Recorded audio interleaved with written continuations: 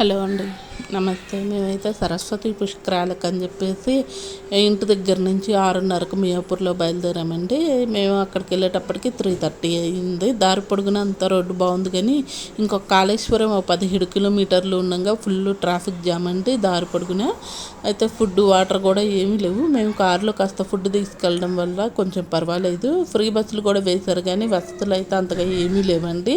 పిల్లలతో వచ్చేవాళ్ళు కంపల్సరిగా ఫుడ్ వాటర్ అయితే తెచ్చుకోవాలి. ఇదైతే పుష్కరాల నది అండి. ఇది సరస్వతి నది అంతర్వాహినిగా ప్రవహిస్తుందంట. మేమైతే ఇక్కడ స్నానం చేసిన తర్వాత మేము స్వామివారి దర్శనానికి అయితే వెళ్ళామండి. దర్శనం ఒక 1 అవర్లోనే అయిపోయింది, కానీ తర్వాత మేము వచ్చిన తర్వాత ఇంకా దర్శనాలు అయితే ఆపేశారు. ఫుల్ పబ్లిక్ ఎక్కువ అవటం వల్ల. ఇక్కడ డైలీ వర్షం అయితే పడుతుందంట. చిన్న రూమ్స్ కూడా 3000, 4000 ఉన్నాయి నాన్ ఏసీ. మేమైతే ఫుల్ రెయిన్ వల్ల ఆ నైట్ ఇక్కడే స్టే చేసాము.